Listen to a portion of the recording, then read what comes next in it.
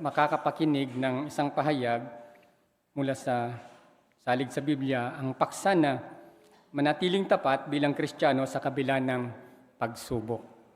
Muli mga kapatid, ang paksa na ating mapapakinggan at pakisuyo kung na subaybayan ito at mag-take din ng mga nota, manatiling tapat bilang Kristiyano sa kabila ng pagsubok. Ito ay tatalakayin sa atin o papahayag sa atin ni kapatid na Leo Carlo Garland.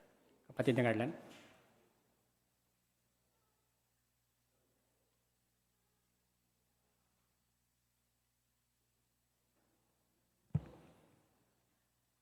Ang mga aso ay kilala bilang isang tapat na kumpanyon. Isang halimbawa dito ay si Hachiko na 9 years na nag-antay sa kanyang amo bago mamatay. Marahil kung meron kayong mga alagang aso, ay sasang-ayon kayo na ang aso ay isang tapat na alaga. Ngayon, paano kaya kung ang amo ng isang aso ay masama o salbahe? Lagi niya sinasaktan ng aso, pero pinapakain niya ito. Ano sa tingin niyo yung mangyayari? Lalayo ba ito? Malamang na hindi. Malapit pa rin ito sa kanyang amo. At nakikita po natin na kumakawag pa nga ang kanyang buntot. Pero bakit ba natin pinag-uusapan yung bagay na ito? Baka maisip natin, Brother Garland, hindi naman kami mga aso. Bakit pinag-uusapan natin ang tungkol sa aso? Bueno, totoo naman yan. Pero, maaari natin makultivate yung isang katangian na taglay nila. So bagaman tapat ang mga aso, ang katangian tinataglay nila ay meron ring downside. Ito yung pagkakaroon ng blind loyalty. So, nakita natin sa mga aso na napakagandang katangian ng katapatan. Pero tayo rin, maaari natin makultivate yung maling katapatan. Sa paanong paraan? So, magbigay po ako ng isang senaryo. Isipin na yung isang kabataan ay meron siyang isang best friend sa school. At yung kanyang best friend nasangkot sa pambubuli. Ngayon, dahil ayaw niya na maparusahan ang kanyang best friend, nanahimik siya para maingatan yung kanyang kaibigan. So, nakita po natin na tapat yung kabataan doon sa kanyang kaibigan. Pero alam natin na mali yung kanyang katapatan. Ngayon, ano po ba ang katapatan? At bilang mga Kristiyano, paano po natin may papakita ang katapatan? Samahan po ninyo ako na basahin ang unang teksto po natin para sa umagang ito. Basahin po natin ang Efeso 4:23 at 24. Efeso 4:23 at 24. Kung nariyan na po kayo, ganito po yung binabanggit ng teksto. At dapat na patuloy niyong baguhin ang takbo ng inyong isip at isuot ng bagong personalidad na nilikha ayon sa kalooban ng Diyos at batay sa kung ano ang matuwid at tapat. So, din po dito ni Apostol Pablo na mahalagang bahagi ng bagong personalidad natin, yung katapatan. Pero, mahirap ba na magpakita ng katapatan sa lahat ng panahon? Bueno, ang sagot ay hindi. Sa Genesis 1:27, nilalang tayo ng Diyos na Jehovah ayon sa kanyang larawan, kaya maaari natin maisalamin yung mga katangiang gaya nito, yung katapatan, pero hindi sa sukdulang antas. Pero kapag ginagawa natin ito, tinutularan natin ang Diyos na Jehovah, pati na ang Panginoong Hesukristo. Pero kinakailangan pa rin natin patibayin yung ating katapatan. So sa paanong paraan? Sa paglinang na mapagsakripisyong pag-ibig sa Diyos at sa tao. Pero bakit kaya natin kinakailangang patibayin yung katapatan natin? Bueno, dahil masusubok yung ating katapatan. Gaano man tayo nagsisikap na maging matapat, darating talaga yung panahon na masusubok yung katapatan natin bilang mga Kristiyano. Sa paanong paraan? So pag-usapan natin saglit yung dalawang karakter sa Biblia na nasubok yung kanilang katapatan sa Diyos. Ang una ay si Job. Makikita po natin sa unang larawan. Sa Job 1:8, ang Diyos na Jehovah mismo ang kumilala kay Job bilang tapat na lingkod. So ano po ba yung setting sa picture po na yan? So na magkaroon ng pagtitipon sa langit ng mga anghel ng Diyos na Jehovah, ininterya ni Satanas si Job. Ininterya ni Satanas yung motibo ni Job sa paglilingkod ng Diyos, sa paglilingkod sa Diyos na Jehovah. Pero kung pagpapatuloy po natin yung pagbasa doon sa talata 9 hanggang 9 hanggang 11, lumalabas na ang pinakapakay talaga ni Satanas ay yung akusahan ang lahat ng tao na naglilingkod lamang tayo dahil sa pakinabang natin sa Diyos na Jehovah. So noong una, si Job lamang ang pinupunteriya niya, yung katapatan ni Job. Pero nakita natin kung ano talaga yung pinakamotibo ni Satanas. Akusahan tayo, na naglilingkod lamang tayo, na nanatili tayong tapat dahil nakikinabang tayo doon sa mga tulong na ibinibigay ng Diyos na Jehovah. So napakabigat na paratang yan para sa atin. So sino naman yung ikalawang karakter sa Biblia na subok ang katapatan? So tingnan po natin yung ikalawang larawan. So maski ang Panginoong Hesukristo ay nasubok din yung kanyang katapatan. So ilang araw lamang pagkatapos ng kanyang bautismo, ay sinubok agad ni Satanas yung kanyang katapatan. 40 araw siya at 40 gabi siyang nanalangin sa ilang at sinubok ni Satanas ng hindi lang isang beses, kundi 3 beses yung kanyang katapatan. So nakita po natin kay Job at kay Jesus na ang mga lingkod na Jehovah ay hindi exempted sa pagsubok na yan. Nakita natin kay Job na taglay niya yung lahat ng bagay, pero naalis ito sa kanya. Nasubok ang katapatan niya sa Diyos na Jehovah dahil doon. Nakita naman natin kay Jesus na wala siyang anumang bagay nandito siya sa lupa.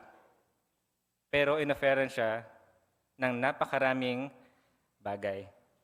So, ano po yung tinuturo nito sa atin?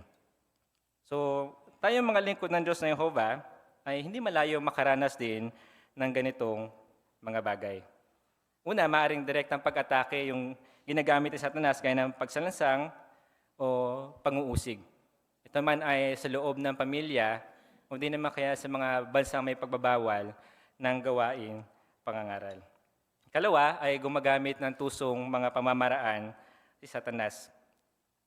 Sinasamantala niya yung mga kahinaan natin at napaka-epektibo nito sa panahon natin sa ngayon.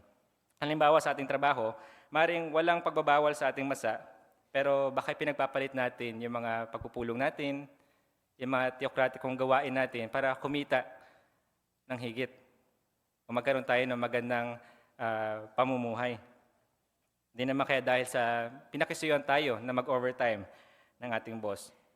Hindi naman kaya ay nag-decide tayo na mga ibang bansa dahil gusto natin na makaahon sa mahirap na kalagayan ng ating buhay.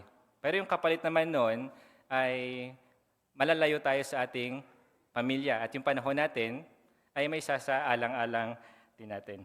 Hindi naman kaya yung pakipagkaibigan natin sa mga taga-sanlibutan sa takot na mapag-isa at mahiwalay sa kanila. At napakarami pang mga halimbawa na maaaring gamitin ni Satanas para ipakita na yung katapatan natin ay maaaring ma-impluwensyahan niya. Oo, lahat ng ito ay pwede nating maranasan sa ngayon pero paano naman kung malagay tayo sa ganitong sitwasyon? Ano po yung kinakailangan nating gawin? Una, kinakailangan natin na maging tapat sa Diyos na Jehovah. So bakit kaya kinakailangan na pangunahin sa atin yung katapatan sa Diyos na Jehovah? Bueno, sa Apokalipsis 4:11, nararapat lamang na maging tapat tayo sa Diyos na Jehovah dahil babanggit dito na si Jehovah lamang yung lumalang na lahat ng bagay at karapat-dapat siya sa ating pagsamba. Kaya naman dapat na maging pangunahin sa atin na ipakita yung katapatan natin sa Kanya. Pero kung tayo ay Bible study o di naman kayo mga interested, baka maisip natin, so ibig sabihin ba ay i-disregard na natin yung mga mataas na otoridad? Bueno, ang sagot ay hindi. Sa Roma 13:1, pinahintulutan ng Diyos na Jehovah yung mga secular na otoridad upang gumawa ng mga kaayusan sa mga nasasakupan nito sa relatibong posisyon. Ang ibig sabihin, hindi ito nakatataas doon sa absolute authority na meron ang Diyos na Jehovah. So ngayon, paano natin papakita yung katapatan natin sa Diyos na Jehovah? Ang una, kinakailangan akusa natin siyang sinusunod. Basahin po natin yung binabanggit ng Deuteronomio 10:12 at 13. Deuteronomio 10:12 at 13. Sabi dito, "Ngayon, o Israel, ano ang hinihiling sa iyo ni Jehovah na iyong Diyos? Ito lang, matakot kay Jehovah na iyong Diyos, lumakad sa lahat ng daan niya, ibigin siya, maglingkod kay Jehovah na iyong Diyos ng iyong buong puso at kaluluwa, at sumunod sa mga utos at batas ni Jehovah na iniutos ko sa iyo ngayon para sa iyong ikabubuti." So sinusunod natin ang Diyos na Jehovah kahit pa walang nakakakita sa atin. Lalo na sa panahon natin sa ngayon kung saan napakadali na lamang maka-access ng internet. Marami sa mga tao sa ngayon ay may internet sa kanilang mga tahanan at napakadali para sa isang individual na makita ng mga mahalay na larawan. O hindi naman kaya ay baka sa mga personal time natin ay yung mga libangan natin ay hindi kalugod-lugod sa Diyos na Jehovah. Maaaring sa mga pinapanood natin, sa mga nilalaro natin, ay nagtatampok ito ng immoral na mga bagay, spiritismo, o di naman ng karahasan. Ito naman yung mga pumupukaw sa atin para magkasala sa Diyos na Jehovah. Pero baka isipin naman na iba na napakahipit naman ng mga utos ng Diyos na Jehovah. Ano ba yung makakatulong sa atin? So balikan po natin yung binasa natin teksto dito sa Deuteronomio 10:12 at 13. So himay-himayin po natin yung tekstong ito kasi baka mahirap para sa atin na gumawa ng decision kung susunod ba tayo, kung mananatili ba tayong tapat sa Diyos na Jehovah o hindi kahit doon sa mga personal o maliliit na mga bagay. Bueno, dito sa para po 12, binanggit dito ni Moises ano yung hinihiling sa atin ng Diyos na Jehovah. Bueno, may karapatan ng Diyos na Jehovah na humiling sa atin ng anumang gusto niya. Dahil si Jehovah, yung bukal ng ating buhay at soberano ng buong sansinukob. Kaya naman nararapat lamang din na sundin natin ang Diyos na Jehovah.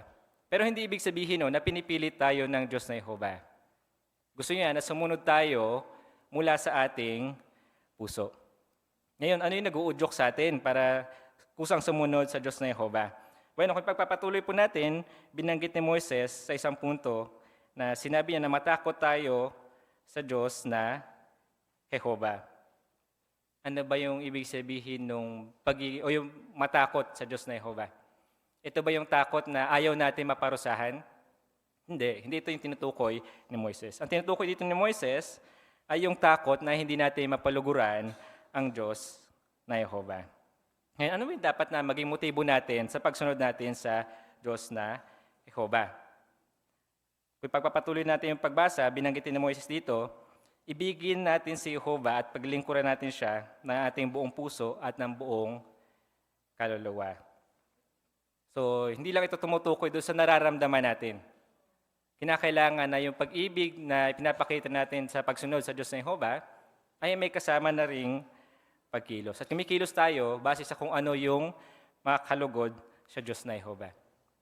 So may limitation po ba yung pagsunod natin sa Diyos na Jehovah? Pagpatuloy po natin yung pagbasa ulit, binanggit ni Moises na lumakad tayo sa lahat ng mga daan ng Diyos na Jehovah. So gusto ng Diyos na Jehovah na gawin natin yung lahat ng hinihiling niya. Pero ito ba ay para sa ikakasama natin o sa ikakabuti natin? So kung magtutungo tayo sa pinakauling para po, doon sa 13, binanggit doon, natuparin natin yung utos niya, ang iniutos ng Diyos na Jehovah sa atin ay para sa ating ikabubuti. So lahat ng mga iniutos sa atin ng Diyos na Jehovah ay para diin para din sa atin.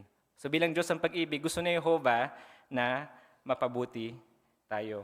Kaya naman, para makapag-decide tayo kung magiging tapat tayo sa Diyos na Jehovah, kinakailangan na kumbinsido tayo na ang daan ng Diyos na Jehovah ang pinaka-mabuti. Ngayon, paano naman po pagdating sa ating gawaing pangangaral? Ano yung kinakailangan po natin gawin para may pakita natin na tapat tayo sa Diyos na Jehovah?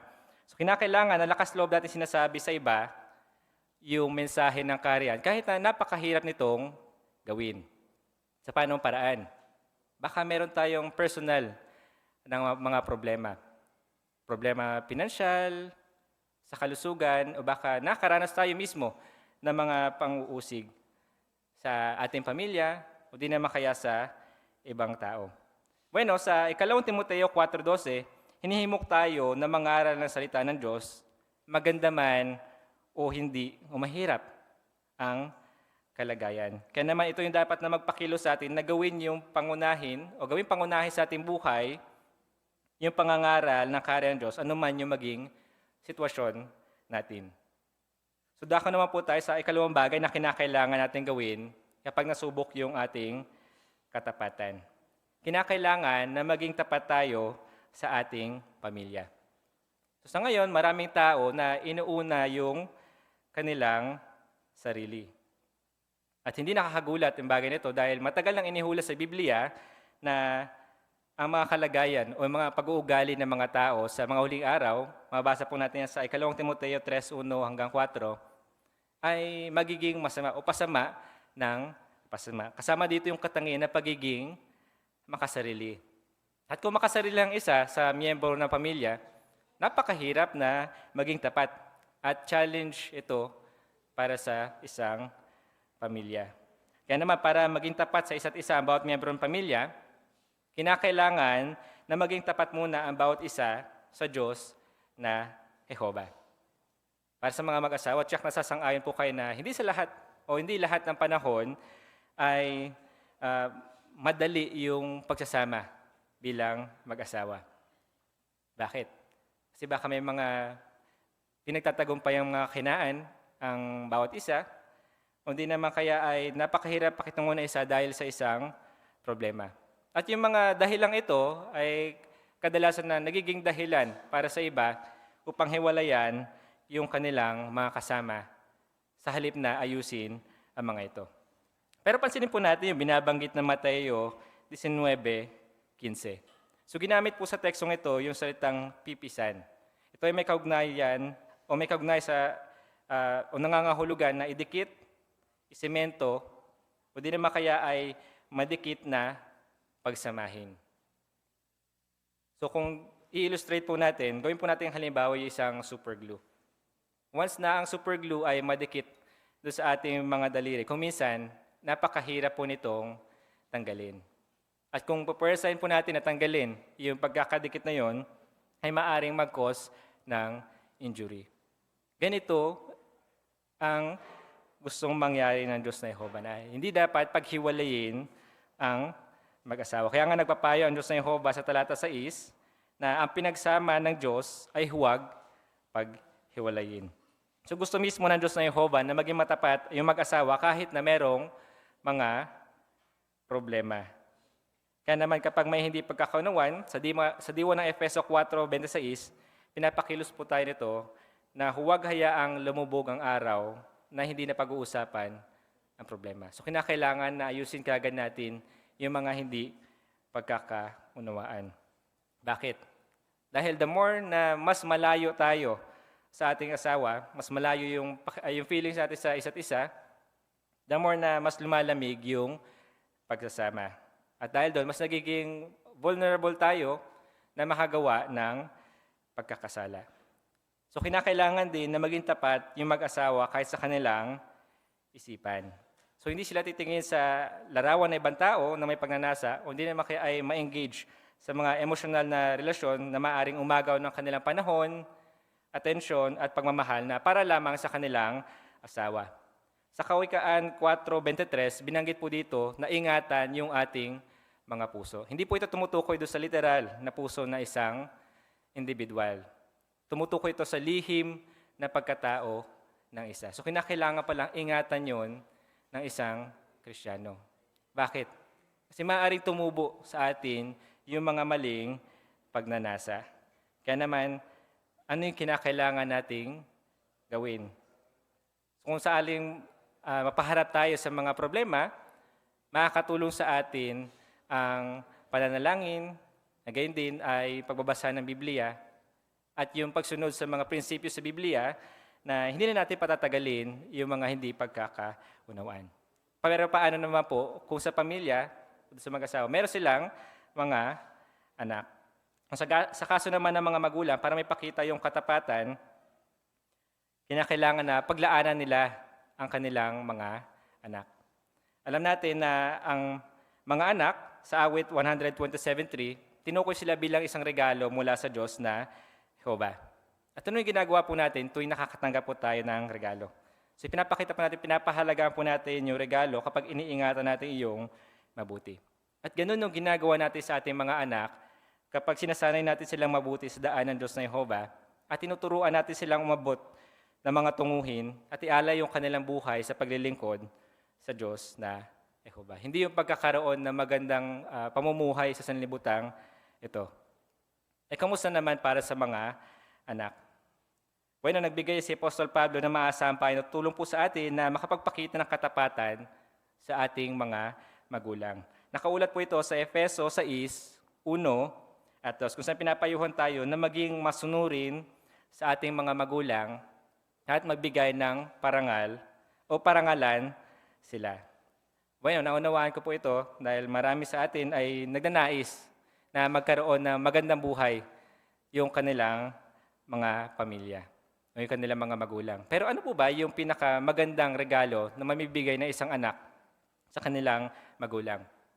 Ito po ba yung mga material na bagay? Bueno, tingnan po natin kung ano yung binabanggit ni Apostol Juan tungkol po sa bagay na iyan. Nabasa po natin to sa ikalang Juan 1:4. Binanggit po niya na masaya ang magulang natin na makita tayong lumalakad sa katotohanan. So, pinakamagandang regalo na maibibigay natin sa magulang natin, hindi yung mga material na mga bagay, kundi yung paglakad ng tapat sa Diyos na Jehovah. Ngayon po ay dumako na tayo sa ikatlong bagay na kinakailangan natin gawin kapag nasubok yung katapatan po natin. Kinakailangan na maging tapat tayo sa kapwa natin, mga Kristiyano. Bueno, ang katapatan ay isang aspeto ng pag-ibig. Kaya naman pinapakilos po tayo ng pag-ibig na maging tapat sa kapwa natin Kristiyano sa lahat ng panahon. Sa paanong paraan? Sa pag-usapan po natin saglit, yung tatlong pagkakataon na makapagpapakita tayo ng katapatan sa ating mga kapatid. Ang una, kapag bumangon ang hindi pagkakaunawaan sa pagitan ng ating mga kapatid. So, yung magpapakilos po sa atin na ipakita yung katapatan sa mga kapatid po natin.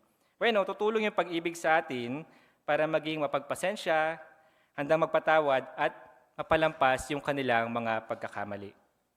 Ikalawa, hindi tayo nagkakalat ng chismis o usap-usapan sa ating mga kapatid na maaaring makasira naman ng kanilang reputasyon o kaugnayan sa iba. O kahit nasabihin pa natin na totoo yung mga bagay na sinasabi natin tungkol sa kanila. Especially sa mga elders na alam ang mga confidential na mga bagay, hindi natin pagkakalat kahit na yung mga totoong mga bagay na maaari makasira at makasakit sa ating mga kapatid. Ang ikatlo, kapag may mga pagbabawal o pag-uusig, hindi natin ipagkakanulo yung ating mga kapatid. Baka kasi ito yung maging reaksyon natin kapag may mga nakasamaan tayo ng loob. Dahil sa ayaw natin makasama yung kapatid, pagkakanulo na lang natin. Oo, nakita po natin ang pag-ibig, yung tutulong po sa atin na may pakita yung katapatan natin sa kanila. Pero kumusta naman po sa loob ng kongregasyon kung tungkol po doon sa mga nangunguna sa atin? So nagpapakita po ba tayo ng pagsuporta sa kanila o tayo po ay nagbubulong-bulungan? So ganito po yung naging kalagayan noon ng bansang Israel nung ilabas sila sa bansang Ehipto. Nagbulong-bulungan sila at nagrebelde doon sa inatasan ng Diyos na Jehovah na manguna sa kanila, si Moises. At bilang resulta, 40 taon silang nagpagala-gala. Pero kanino po ba sila nagrebelde? Kay Moises po ba o sa Diyos na Jehovah? Bueno, ang sagot ay sa Diyos na Jehovah. At kung tapat tayo sa mga hinirang ng Diyos na Jehovah, ayaw natin na ganun din yung maging epekto sa tuwing makakatanggap tayo ng mga tagubili na hindi natin maintindihan o baka sa tingin natin ay hindi makatwiran. Sa Hebreo 13:17, umaasa ang Diyos na Jehovah sa atin na magiging masunurin tayo at mapagpasakop doon sa mga nangunguna sa atin. At para mapanatili natin yung kapayapaan sa loob ng kongregasyon. So ano po yung natutunan po natin sa pahayag po na ito? So, natutunan po natin na ang katapatan ay napakagandang katangian. Pero maaari din pala tayo maging tapat sa maling mga bagay. At nalaman po natin na kapag nasubok yung katapatan natin, kinakailangan na pangunahin na maging tapat tayo sa Diyos na Jehovah. Ikalawa, kinakailangan na maging tapat tayo sa ating pamilya. At ikatlo, kinakailangan na maging tapat tayo sa ating mga kapatid. So para i-summarize po natin yan, tingnan po natin yung larawan. Alam niyo po ba na ang salitang tapat ay isang word na palindrome? Ano po ibig sabihin po nun? Kapag binasa po natin siya mula sa dulo or backwards, hindi nagbabago yung kanyang meaning. So, kumusta po sa atin sa ngayon? Maaari din bumaliktad yung mga sitwasyon natin. Maaari sa ngayon maganda yung kalagayan natin, pero baka magkasakit tayo. Baka meron tayong magandang trabaho, pero mawala ito sa atin. Baka magkaroon tayo ng sakit, o di naman kaya ay mamatayan tayo ng mahal sa buhay, o di naman kaya magbago yung ating mga assignment, anumang atas ang ibigay po sa atin. Pero gaya ng salitang tapat, kung tayo ay tapat sa Diyos na Jehovah, hindi rin magbabago yung katayuan natin sa harap ng Diyos na Jehovah, sa ating pamilya, at sa ating mga kapatid, anuman yung maging kalagayan natin. Sulit po ba ang pagiging tapat? Ang sagot ay oo. Dahil gagantipalaan ng Diyos na Jehovah ang mga tapat. Kung tapat tayo sa Diyos na Jehovah, lagi rin siya magiging tapat sa atin. So basahin po natin yung panghuling teksto po natin sa umagang ito. Basahin po natin ang binabanggit ng awit 18:25. Magiging tapat ka sa mga tapat, hindi mo pababayaan ng mga walang kapintasan. Oo, kung tayo ay tapat sa Diyos na Jehovah, tutulungan niya tayo ngayon kapag nasubok yung ating katapatan at gagantimpalaan tayo ng buhay na walang hanggan sa hinaharap. Magandang umaga po sa inyo lahat. Maraming salamat, kapatid na Garland. Tinulungan mo kami kung paano manatiling tapat sa mahirap na kalagayan. At kapag nanatiling tapat ang isa, tiyak tayo na tutulungan tayo ni Jehovah at gusto niya tayong maging maligaya. Lubusan nating susundin si Jehovah ng buong puso, kusa at mula sa puso dahil mahal natin ang Diyos na Jehovah. Sa susunod na linggo, mayroon din tayong muling mapapakinggan na salig Bibliang paksa, pahayag. Kaya muli mga kaibigan namin, kayo ay aming inaanyayahan sa mga pagpupulong na ito. Nadako na tayo sa susunod na bahagi ng ating pagpupulong ang pag-aaral natin sa artikulo ng Bantayan. Ating tawagin si kapatid na Pambid. Tema na ating pag-uusapan ngayon, mga kapatid, natatalakayin natin ngayon. Ang tema, kung paano iingatan ang pakikipagkaibigan sa mga kapatid. Hinalaw yung ating tema sa temang teksto, Colosas 3:12, nang sabi, magpakita kayo ng tunay na pagmamalasakit, kabaitan, kapakumbabaan, kahinahunan at pagtitiis. So ano yung aasahan natin sa ating pag-aaral ngayong umaga? Pero tutulungan tayo ng artikulong ito kung paano o kung ano ang pwede nating gawin kapag may mga hamon sa pakikipagkaibigan natin sa mga kapatid. Marahil napansin nyo, mga kapatid, pakikipagkaibigan sa mga kapatid. Bakit kaya may hamon? Ano yung mga hamon na maaaring bumangon? at papaano natin mapapatibay yung ating pakikipagkaibigan sa mga kapatid. Merong tatlong hamon na tatalakayin natin, pero syempre papatiting ka rin natin yung mga katangian na kailangan natin para mapanagumpayan yung mga hamon na yan. Kaya doon sa bandang dulo ng ating pagtalakay, may mga questions dyan. Ano? Sabi dito, paano mo maiingatan ang pakikipagkaibigan mo sa mga kapatid kapag nagkaroon kayo ng di pagkakasundo? So, disagreement, ano? Ano pa yung isa? Paano mo maiingatan ang pakikipagkaibigan mo sa mga kapatid kapag magkaiba kayo ng personalidad? At yung pangatlo, kapag may pinagdadaanan sila. So, yan yung mga situations, yan yung mga hamon, pero sabi nga, may paraan para patibayin natin ang pakikipagkaibigan sa ating mga kapatid. Kaya hindi na natin patatagalin pa, pakikisuyuan natin si Brother Villamor para sa pagbasa ng mga parapo. Pakisuyo sa parapo, no? Ating buhay, totoong mahirap pag walang kaibigan. Alam ng Diyos na Yehova ang talagang kailangan.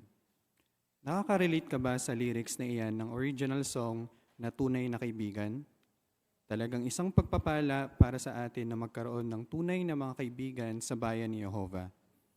Bahagi tayo ng isang pamilya na sumasamba kay Yehova at mahal na mahal natin ang isa't isa. Maraming salamat. Tanong natin sa paragraph 1, mga kapatid.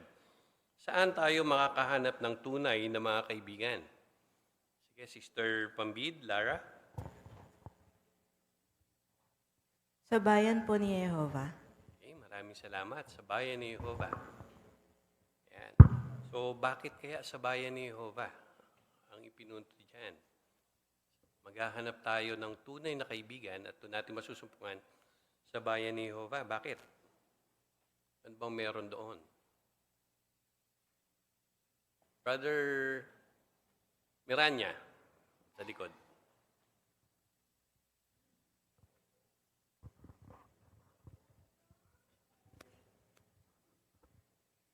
Sa bayan ni Jehova dahil ang kanyang mananamba ay may takot at sumusunod sa pamantayan ng Diyos. Maraming salamat. Tama yun. Meron pa? Sister Pambid? Siya ba? Sapagkat gusto nating maging kasama ng mga tao na kapwa natin nagmamahal sa Diyos na Yehova. Yan, tama, no? So, yun yung isang dahilan kung bakit sa bayan tayo ng Diyos na Yehova hahanap ng mga tunay na kaibigan. Maliwanag yun, tungo tayo sa parapo 2. Gusto nating maging malalapit na kaibigan ng mga kapatid. Hindi lang basta makilala sila. Mahal nating lahat si Yehova at si Jesus at dahil dyan, nagkakaisa tayong mga Kristiyano. Pero hindi ibig sabihin niya na automatiko na tayong magiging malalapit na magkakaibigan. Kailangan nating magsikap. At dahil hindi tayo perpekto, pwede tayong magkaroon ng mga problema na posibleng makaapekto sa pakikipagkaibigan natin sa mga kapatid. Salamat. Tanong natin sa paragraph 2. Gusto natin magkaroon ng anong klaseng pakikipagkaibigan sa mga kapatid?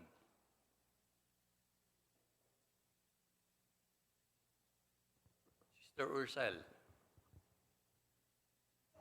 Malalapit na pagkakaibigan. Yan. Malalapit na pakikipagkaibigan. Nabanggit kanina, no? Isang pamilya ng mga sumasamba kay Jehovah. Automatic ba, mga kapatid, yung pagkakaroon ng malapit na kaibigan sa loob ng bayan ni Jehovah? Brother Espinola. Hindi nga po madali dahil kailangan magkaroon ng pagsisikap para maging malapit sa isa't isa. At dahil din tayo ay mga disakdal, ay talagang pwede magkaroon tayo ng mga problema. Maraming salamat. So talagang kailangan nating magsikap. Tignan natin sa paragraph 3. Normal lang na maramdaman mong mas malapit ka sa ilang kapatid kumpara sa iba. Baka kasi kapareha mo sila ng mga gusto o magkasundo kayo sa maraming bagay. Pero may mga hamon na pwedeng makaapekto sa pakikipagkaibigan mo sa mga kapatid. Halimbawa, baka magkaroon kayo ng di pagkakaunawaan ng isang kapatid. O baka magkaiba kayo ng personalidad at hindi ka masyadong nag-e-enjoy na kasama siya. O baka malapit naman kayo sa isa't isa pero naapektuhan ang pagkakaibigan ninyo dahil nahihirapan siya sa sakit niya o may pinagdadaanan siya. Sa artikulong ito, pag-uusapan natin kung paano natin matutularan si Jesus pagdating sa pakikipagkaibigan. Pero tingnan muna natin kung anong mga katangian ang makakatulong para maingatan ang pakikipagkaibigan natin sa mga kapatid. Salamat. Tanong natin sa paragraph 3. Anong mga hamon ang posibleng makaapekto sa pakikipagkaibigan natin sa mga kapatid? Sister Bubares. Halimbawa na lamang po yung di pagkakaunawaan, tulad po ng tampuhan o kaya alitan, o baka naman meron pong pagkakaiba sa personalidad, tulad ng ugali o interes, kaya hindi ka po masyadong nag-e-enjoy kapag kasama yung isang kapatid. O kaya naman po, malapit naman kayo sa isa't isa, pero may sakit o pinagdaraanan siya. Kasi mga personal na pagsubok po yun na posibleng magdulot ng stress sa kanya, kaya maapektuhan po yung pagkakaibigan niya. Okay, maraming salamat. So nabanggit yan yung tatlong mga hamon. Yung di pagkakaunawaan, pagkakaiba ng personalidad at saka kuminsan dahil sa kanilang karamdaman o sakit. Kaya sa artikulong ito, ano yung pag-uusapan natin? Sister Erich, pwede ka magbigay ng isa.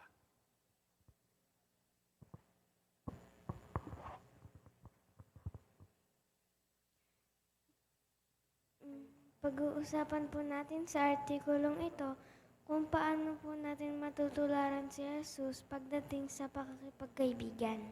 Okay. So, pag-uusapan natin yung example ni Jesus, tungkol sa pagkakaibigan. Ano pa? Ano yung patitingka rin dito sa artikulong ito? Sister Lara.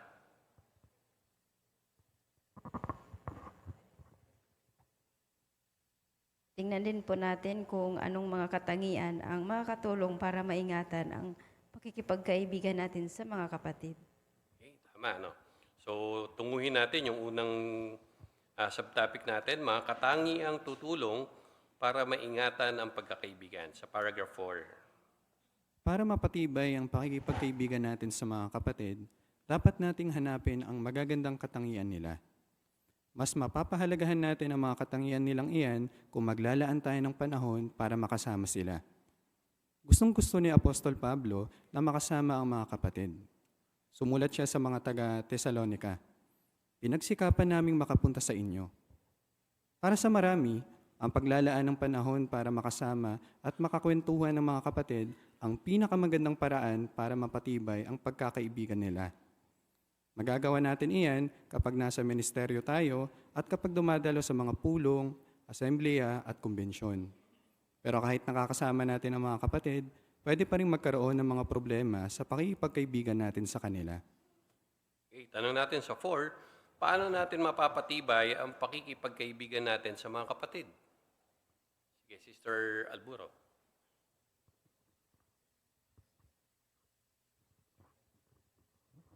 Para mapatibay ang pagkikipagkaibigan natin sa mga kapatid, dapat nating hanapin ang magagandang katangian nila.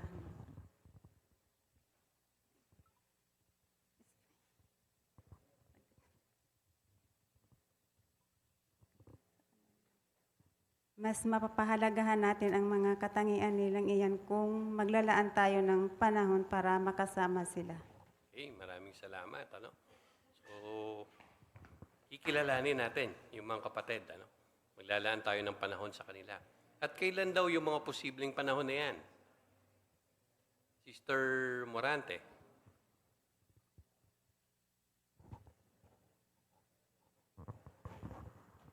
Kung maglalaan po tayo ng panahon para makasama sila sa ministeryo at kapag dumadalo sa pulong, asembleya at convention. Okay, maraming salamat. Sister Francia, meron pang karagdagan?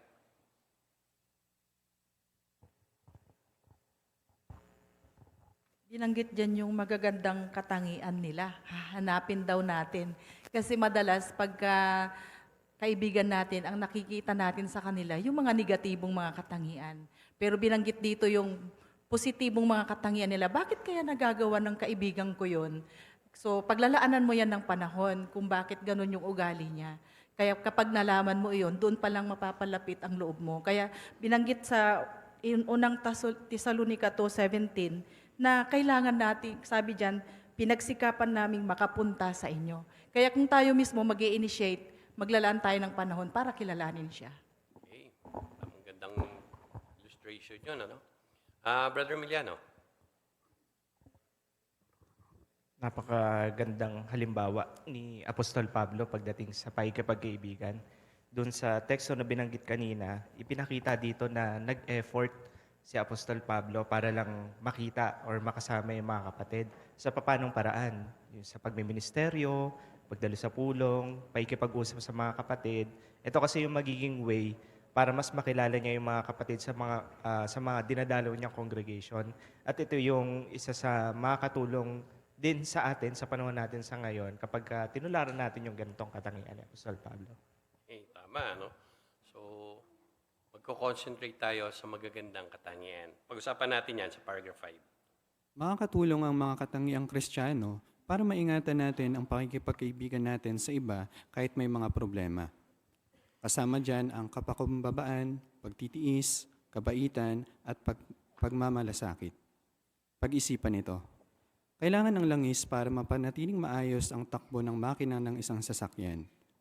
Kailangan din ang mga katangiang Kristiyano para mapanatili natin ang maayos na kaugnayan sa mga kaibigan natin. Talakayin natin ngayon ang 3 hamon na pwedeng makaapekto sa pakikipagkaibigan natin sa mga kapatid. Habang tinatalakay ang bawat hamon, titingnan din natin kung paano makakatulong sa atin ang pagtulad sa mga katangian ni Jesus gaya ng kapakumbabaan, pagtitiis, kabaitan, at pagmamalasakit. Okay, maraming salamat. Pakisuyo mga kapatid, subaybayan ninyo yung Colosas 3:12. At bilang mga pinili ng Diyos, mga banal at minamahal, magpakita kayo ng tunay na pagmamalasakit, kabaitan, kapakumbabaan, kahinahunan, at pagtitiis. Okay, tanong natin sa paragraph 5. Ano ang makakatulong para maingatan natin ang pakikipagkaibigan natin sa iba kahit may mga problema? Magbigay daw ng illustration. O sige, si Brother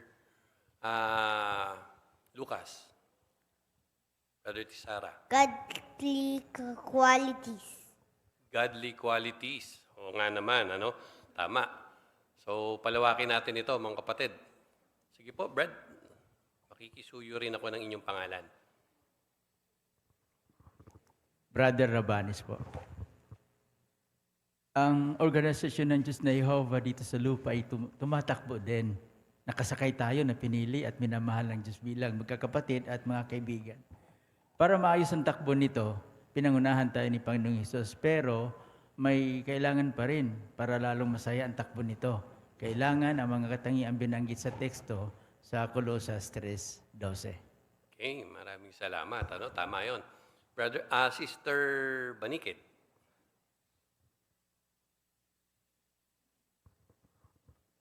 Binanggit po dito yung ilustrasyon na kung paano yung sasakyan ay kailangan ng langis para manatiling maayos yung takbo nito. Ganon din yung kailangan natin sa loob ng kongregasyon. Kailangan din natin ng mga katangiang Kristiyano tulad ng kapakumbabaan, pagtitiis, kabaitan at pagmamalasakit para mapanatili nating maayos yung kaugnayan natin sa mga kapatid at sa mga kaibigan natin. Okay, maraming salamat. Tama yun, ano? Sister Gaton na maliit. Si Cham Cham. Pwede po natin tularan si Jesus. Tama, pwede nating tularan si Jesus. Brother Espejo? Yung sa salitang mahinahon, kapag mahinahon tayo, palagay ang loob sa atin ng iba. Hindi sila mahihiyang makipag-usap sa atin. At ituwid pa nga tayo kung kailangan dahil alam nilang mananatili tayong kalmado. At kapag mahinahon tayo, kahit may sama ng loob sa atin ng ating kaibigan, ay tayo na mismo magbibigay ng pasensya. Okay, maraming salamat. Ano? Nagamit kanina yung illustration na langis. Ano yung, bakit importante yung langis sa makina? Brother Francia.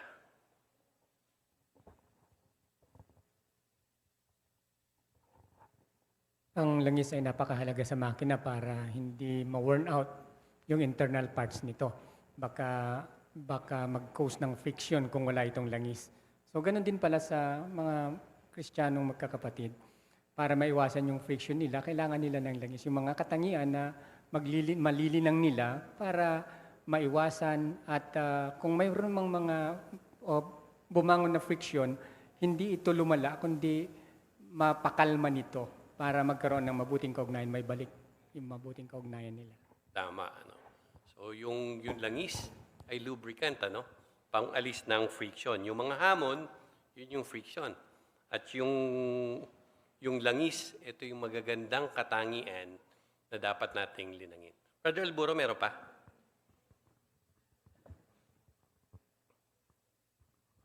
Para na maging madulas at tuloy-tuloy ang takbo. Tama.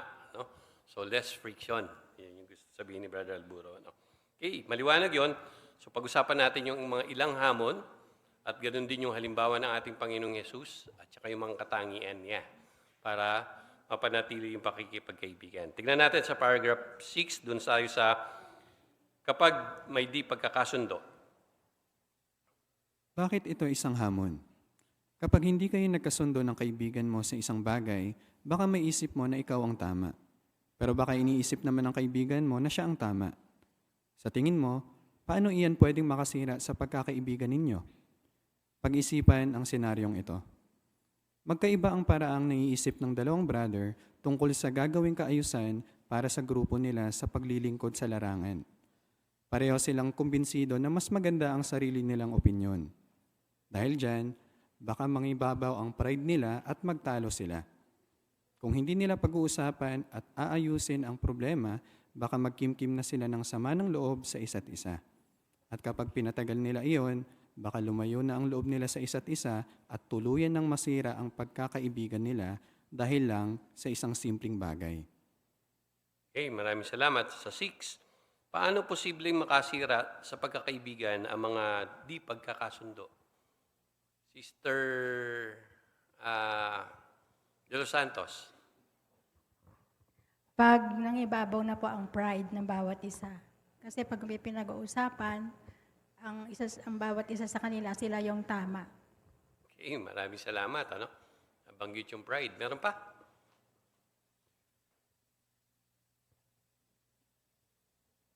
Brother Espinola?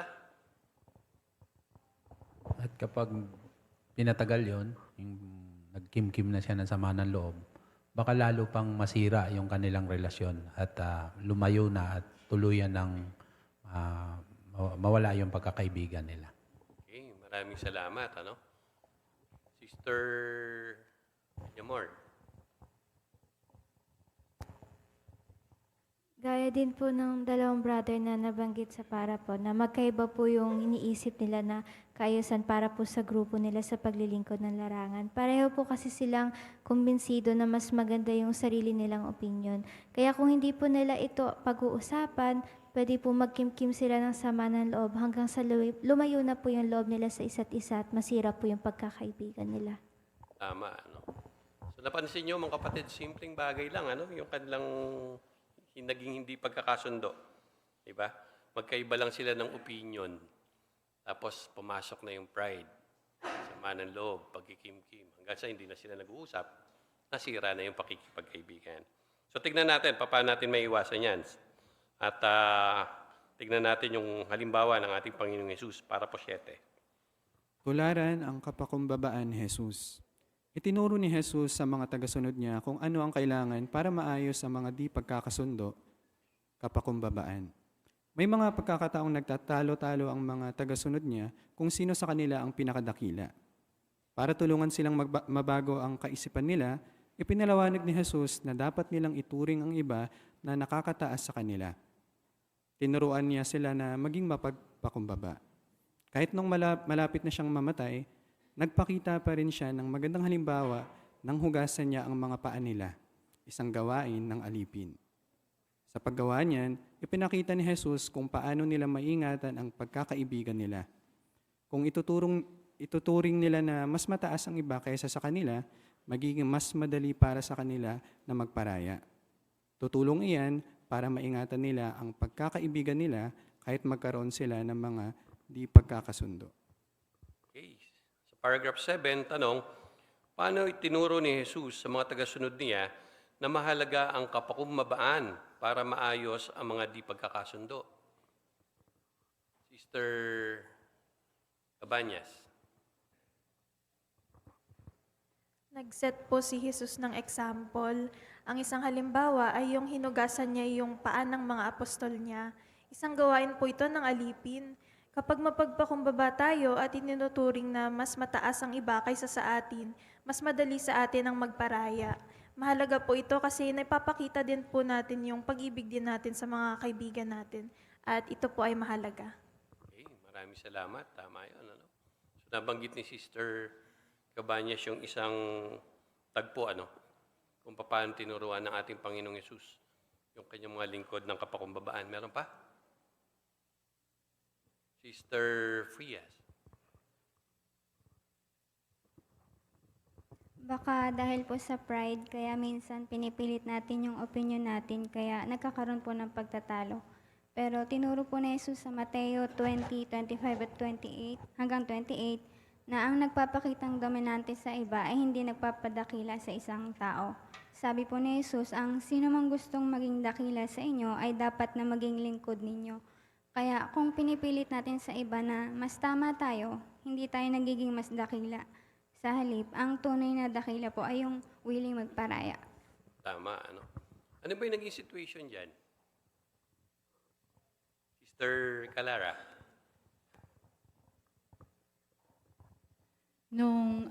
Ang pagpapakita ng kapakumbabaan, sa panahon natin ngayon, hindi yun madali dahil pasama ng pasama ang mga tao. At alam ng Panginoong Hesus yun. Tama yun, binanggit kanina, nung magandang halimbawa ng Panginoong Hesus, nung nagpakita siya ng kapakumbabaan, nung hinugasan niya yung paan ng kanyang mga alagad, nagpapakita yon hindi lang para ipakita sa kanyang mga alagad noon na ang kanyang pakumbabaan, kundi hanggang sa panahon natin ngayon, gusto ng Panginoong Hesus na tularan natin siya. Dahil pinakita ng teksto na mataas ang posisyon ng Panginoong Hesus, pero ginawa niya yon para tularan natin siya, magpakita ng pakumbabaan sa iba, at kusang pagtulong sa iba, anuman yung personalidad natin at posisyon. Tama, So, Sister Tisara? Ito po kasi yung tagpo na nagtatalo-talo yung mga alipin niya, kung sino yung mas dakila sa kanya. Ay, sino yung pinakadakila sa kanila, mas dakila sa kanila. Kaya pinakita po ng Panginoong Hesus na hindi dapat sila nagtatalo-talo dun sa kung sino yung mas dakila. Kaya nagbigay po siya ng magandang example na maging mapagpakumbaba.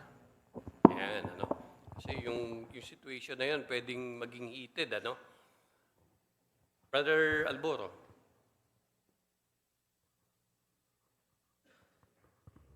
Huwag sanang sumagi sa ating isipan yung kasabihan ng sanlibutan. Sabi sa English, if you are great as I am, it's hard to be humble. Ibig sabihin nito, ang kahambugan nila nandiyan. Anong dapat nating pag-isipan sa bagay na ito? Magparaya tayo. Okay, maraming salamat. So, napatingkad natin yung kapakumbabaan na ipinakita ng ating Panginoong Hesus. At ang ganda nun, kasi yung kapakumbabaan ang tutulong sa atin para maging madaling magparaya. So, palawakin pa natin yan sa parapo 8. Kung paano iingatan ang pagkakaibigan. Tutulong ang kapakumbabaan para mapatawad mo ang iba at mapalampas ang mga di pagkakaunawaan. Dahil sa katangiang iyan, mas malamang na maiwasan mong magalit agad o mag-react ng negatibo. Kung may nasabi ang iba na nakasakit sa iyo, tandaan na lahat tayo may mga nasasabi na pinagsisihan natin bandang huli. Pag-isipan ito, mas mahalaga pa ba sa akin na mapatunayang tama ako kaysa maingatan ang pagkakaibigan namin? Imbis na ipilit ang sarili mong opinyon, pwede mong piliing magparaya.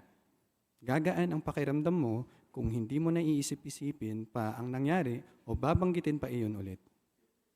Okay, pasuyo mga kapatid, subaybayan natin yung Colossus 3:13. Patuloy ninyong pagtiisan ang isa't isa at lubusang patawarin ang isa't isa kahit pa may dahilan kayo para magreklamo laban sa inyong kapwa. Kung paanong lubusan kayong pinatawad ni Jehovah, dapat na ganun din ang gawin ninyo. Salamat. Tanong natin sa 8. Paano makakatulong ang kapakumbabaan para maingatan ang pakikipagkaibigan natin sa mga kapatid kapag may mga di pagkakaunawaan? Pwede nyo rin tignan yung larawan, ano? Sister Espejo.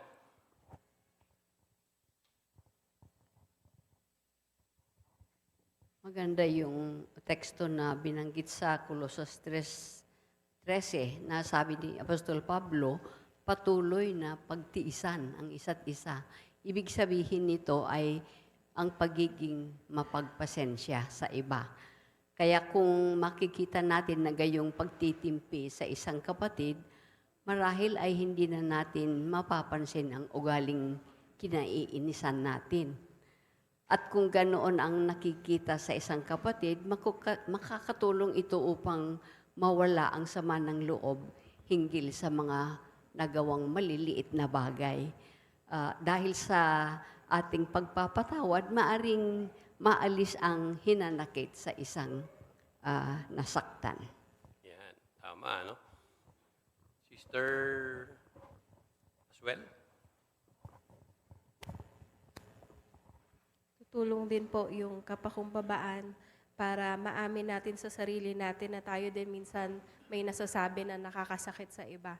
At kapag malinaw po yun sa atin, hindi po tayo basta-basta ma-offend kapag kayong iba naman yung nakasakit sa atin. Tama. Magandang tandaan din yun. Sister Pascua? May binanggit sa para po na dapat nating pag-isipan kung merong hindi pagkakaunawaan sa pagitan ng mga kapatid.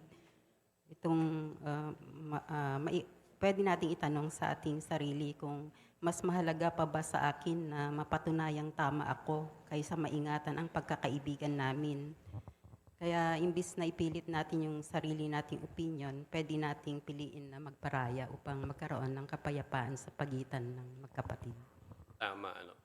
Doon sa teksto, makikita ninyo dyan, kasi madaling magparaya kapag alam mong ikaw yung mali, di ba? Pero doon sa teksto, paano natin maipapakita yon kapag tayo naman yung iniisip natin na tayo yung tama? Brother Tisara. Doon sa Colossus 3:13, yung pagpapatawad, kahit pa meron tayong dahilan. Ibig sabihin, kahit na sa tingin natin tamang-tama talaga tayo, pero dahil sa kapakumbabaan, makakapagpatawad tayo. At kung minsan naman, baka hindi naman talaga natin kailangan magpatawad, kundi kailangan natin magpalampas lang ng di pagkakaunawaan o kailangan lang natin pagtiisan. Tama. Doon sa larawan, ano yung napansin ninyo dyan, mga kapatid? Sister Cho. May kita po sa larawan kung paano tinutularan ng may edad na brother ang kapakumbabaan ni Jesus. Gaya po ng ginawa ni Jesus na mapagpakumbabang naghugas ng paa ng mga apostol, handa rin po siyang magparaya at hindi ipilit ang sarili niyang opinyon. Gaya po na makikita dun sa unang picture, kahit hindi siya kumbinsido sa mungkahi ng nakababatang brother tungkol sa kaayusan sa teritoryo, hindi niya po hinayaang maging dahilan iyon para magkaroon sila ng samaan ng loob. Sa halip, pinalagpas niya po yung pagkakaiba nila at patuloy na nakipagtulungan. Kaya dun po sa last picture, masaya po silang nangangaral ng magkasama. Kaya ipinapakita po nito na yung kapakumbabaan ay tumutulong sa atin na magparaya, magpatawad at mapanatili po yung mabuting ugnayan sa mga kapatid kahit may mga di pagkakaunawaan. Okay, maraming salamat. Tama yun. No? Sister Gomez?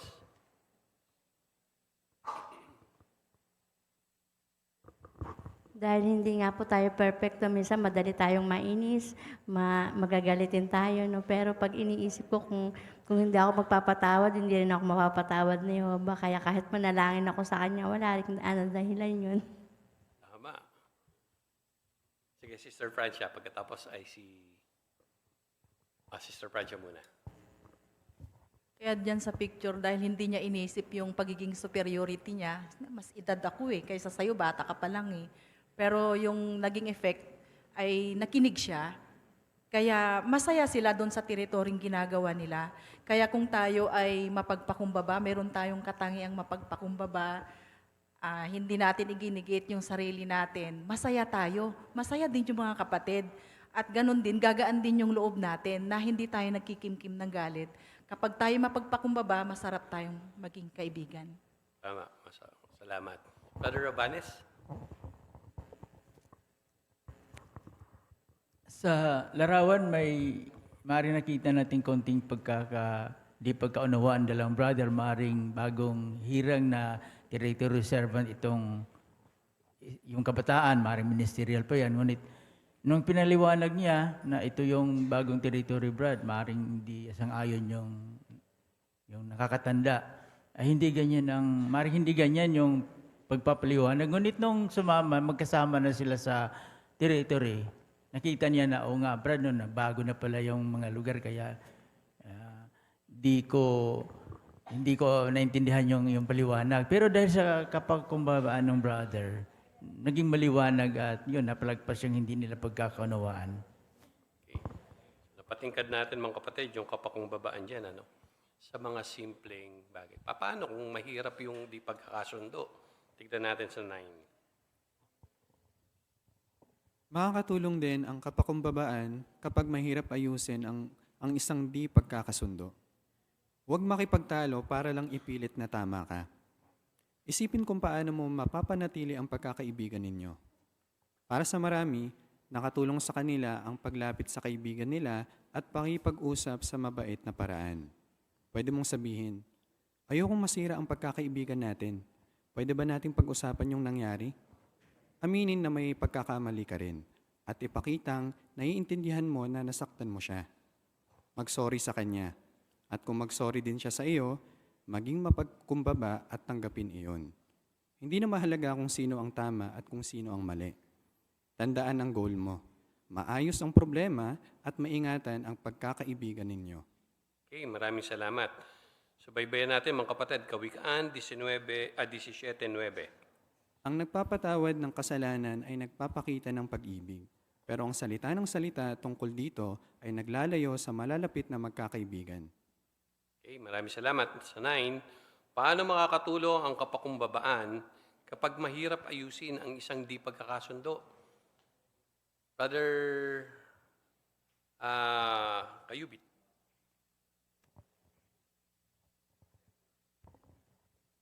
Kapag may nangyaring di pagkakasundo na mahirap ayusin, minsan naging dahilan ito para hindi na mag-usap yung isa't isa, hindi na magkibuan o pag-iwas pa nga doon sa mga nakalitan niya. Kaya malaking bagay na yung kapakumbabaan dahil kapag mapagpakumbaba yung isa, instead na umiwas siya o ipilit na tama siya, may kipag-usap siya sa mabait na paraan, may kipagpayapaan siya, itataguyod niya ito at magpapakita ng pag-ibig ayon sa Kawikaan 17:9. Okay, maraming salamat. Tama yun. Kapag tayo nakikipag-usap, ano raw yung dapat nating tandaan? Ano yung goal? Sister Espinola? Dapat daw po natandaan natin na hindi importante kung sino yung tama at kung sino yung mali sa atin. Kundi dapat na ang gawin nating pinaka-goal ay maayos yung problema at maingatan yung pagkakaibigan. Ano pa't itinuturing ang isa't isa na mas malapit pa sa magkapatid ayon sa Kawikaan 18:24. Yan. So, napakagandang payo, napakagandang halimbawa ng ating Panginoong Yesus para maipakita natin yung kapakumbabaan. Tunguhin natin yung isa pang hamon, mga kapatid. Kapag magkaiba ang personalidad sa paragraph 10. Bakit ito isang hamon? Baka mahirapan tayong makipagkaibigan at manatiling malapit sa mga kapatid na iba ang personalidad sa atin. Baka kasi may mga ugali silang kinaiinisan natin. O baka may iba naman na sa tingin natin kakaibang kumilos o makipag-usap. Posibleng dahil nakaranas sila ng di magandang pagtrato noon.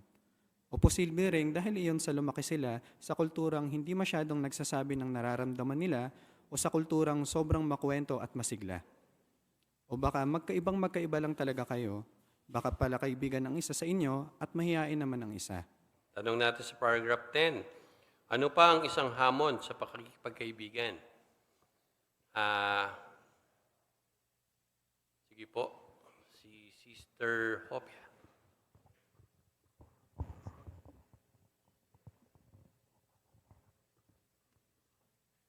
ay ang pagkakaiba ng personalidad, ugali o kultura ng bawat isa na maaring maging dahilan kung bakit tayo nahihirapang makisalimuha o manatiling malapit sa isang tao.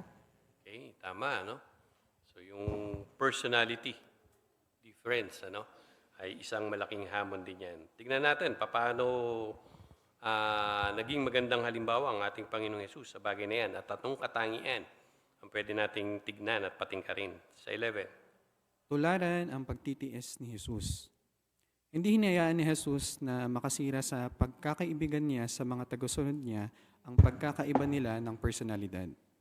Halimbawa, naging mapagmataas ang mga apostol na sina Santiago at Juan nang hilingin nila kay Jesus na bigyan sila ng prominenteng posisyon sa kaharian. Ibang-iba sa kanila si Jesus, mapagpakumbaba siya. Iniwan pa nga niya ang mataas na posisyon niya sa langit para bumaba sa lupa. Pero kahit magkaiba sila ng personalidad, naging mataisin pa rin si Jesus kina Santiago at Juan at sa iba pa niyang mga tagasunod. Okay, tanong natin sa 11, ano ang ginawa ni Jesus para maingatan ang pakikipagkaibigan niya sa mga tagasunod niya kahit magkaiba sila ng personalidad? Sister Zuniga.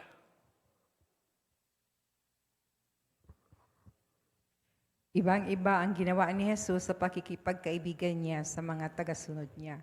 Kahit na naging mapagmataas ang dalawa niyang apostol na sina Santiago at Juan, nanatili pa rin siyang mapagpakumbaba. Katunayan, iniwanan niya ang mataas niyang posisyon sa langit para bumaba sa lupa. At naging matiisin pa rin siya kay Santiago at Juan at sa iba pang mga tagasunod niya kahit magkaiba ang kanilang mga personalidad. Salamat, ano? Napansin niyo ba yung difference ng personality nila, si Jesus at ng mga alagad? Ano yung difference? Sister Barin, Sheen. Mapagmataas po sila Santiago at Juan at hiniling pa nga po na magkaroon sila ng prominenteng posisyon. Pero ibang-iba po si Jesus kasi iniwan pa nga niya yung mataas niyang posisyon sa langit para bumaba dito sa lupa. Yan. So titignan natin yan ngayon, ano? Sa paragraph 12, kung ano yung naging pangmalas ng ating Panginoong Hesus sa bagay na yan. Paragraph 12. Naging makatwiran si Jesus sa inaasahan niya sa mga kaibigan niya. Alam niya na gaya ni Santiago at Juan, mahalaga rin sa maraming alagad niya ang pagkakaroon ng posisyon. Naiintindihan ni Jesus kung bakit gano'n ang kaisipan nila kasi lumaki rin siya sa kulturang kinalakihan nila. Napakahalaga sa mga leader ng relihiyon noon ang pagiging prominente. At ganyan din ang naging pananaw ng marami. Kaya naging matiisin si Jesus sa mga alagad niya. Alam niyang kailangan ng panahon para mabago ang kaisipan nila dahil naging bahagi na iyon ng personalidad nila. Okay, tanong natin sa 12. Ano ang nakatulong kay Jesus na maging matiisin sa mga kaibigan niya? Kanina, kapakumbabaan. Ngayon, pinag-uusapan natin yung pagiging matiisin ni Jesus. Sister Gaspay? Yung pagiging makatwiran po sa inaasahan niya sa mga kaibigan niya. Tama, no? At paano naging makatwiran ang ating Panginoong Hesus sa bagay na yan?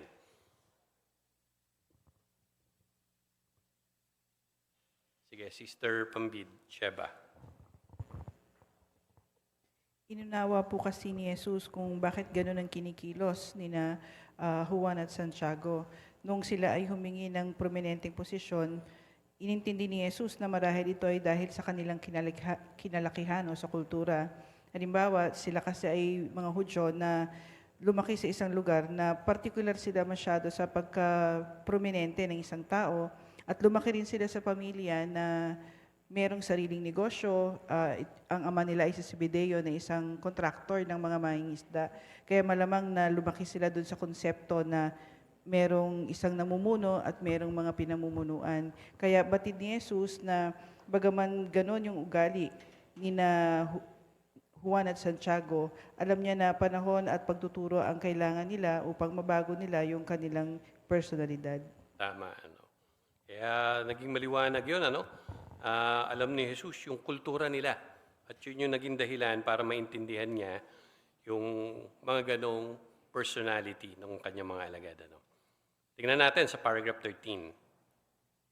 Kung paano iingatan ang pagkakaibigan.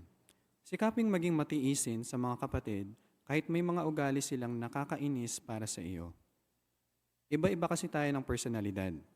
At hindi porke iba ang personalidad ng isang tao sa iyo, may mali na sa iyo o sa kanya.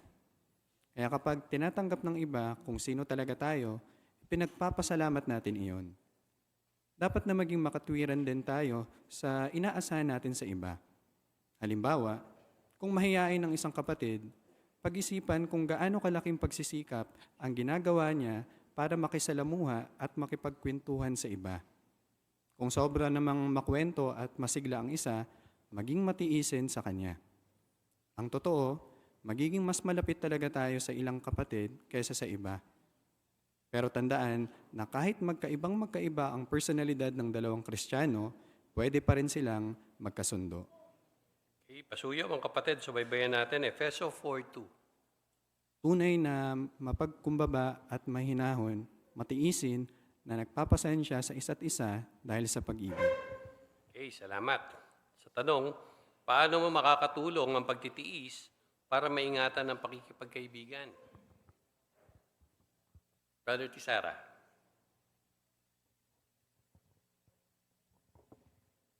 Posible kasi po na may ugali yung mga kapatid na para sa atin ay nakakainis. Kung bakit kasi nga po ay magkakaiba tayo. Halimbawa dito, baka yung isa ay mahiyain. Kaya baka nahihirapan siya ng mangaral. Pero tayo naman ay malakas yung loob o sanay tayo makipag-usap sa iba. Kaya baka para sa atin nakakainis yun. And vice versa naman, kung tayo ay mahiyain, pero iba naman ay malakas yung loob, halimbawa, so tinutulungan nila tayo ng mangaral, pero tayo ay mahiyain. Kaya baka posibleng nakakainis yun para sa atin. Pero maganda yung binanggit dito na hindi porke iba yung personalidad ng isang tao, ay may mali na sa atin o sa kanila. Okay, maraming salamat. Ano? At doon sa Efeso 4:2, sabi dyan, kahit na magkaiba yung personality ninyo, ano yung magpapangyari na magkasundo pa rin kayo? Posibleng magkasundo pa rin kayo. Brother Miliano. Yung mga kapatid kasi, iba't iba yung mga personalities niyan. Lalo na kapag naghahanap ka ng isang kaibigan, talagang gusto mong makasama. Halimbawa, may mga kapatid na introvert. Sila yung mga kapatid na gusto lang yung tahimik, hindi masyado nagsasalita, at medyo umiiwas sa pakikipag-usap. Pero pag nakita natin yung effort nila na lumapit dun sa kapatid at makipag-usap, ilaan yung time nila para makipagkaibigan, baka makita natin yung kahalagahan nun at komendasyonan siya. Meron din naman mga kapatid na sobrang kulit. Yung mga extrovert naman. So, paano naman natin ipapakita yung pagtitiis doon sa part na yon? Pakita lang natin yung pagiging matiisin kahit ganun yung ipinapakita ng kapatid. Dahil doon, makikita natin at mapapahalagahan natin yung pakikipagkaibigan sa kanila. Tama, ano? So, yung pagiging... Sige, Sister Gaton.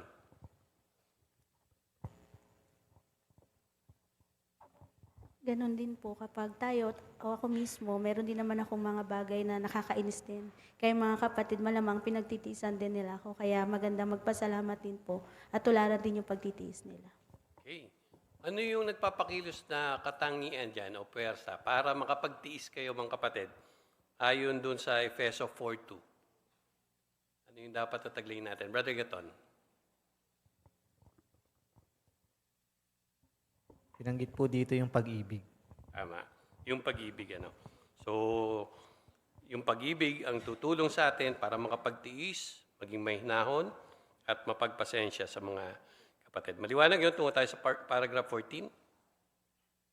Tutulungan tayo ng pagtitiis na mag-focus sa magagandang katangian ng mga kapatid. Kapag ginawa natin iyan, hindi natin iisipin na dahil lang iba ang personalidad ng isa, hindi na natin siya magiging kaibigan. Halimbawa, Totoo na naging makasarili sina Santiago at Juan nang humiling sila ng mataas na posisyon. Pero ipinapakita naman yan na totoong-totoo sa kanila ang kaharian. Nakita ni Jesus ang pananampalataya nila at pinahalagahan niya iyon. Kung magpo-focus tayo sa magagandang katangian ng mga kaibigan natin, matutularan natin si Jesus at ang kanyang ama, si Jehovah. Salamat. So 14, kung matiisin tayo, saan tayo magpo-focus? Yan. Sister Matubis.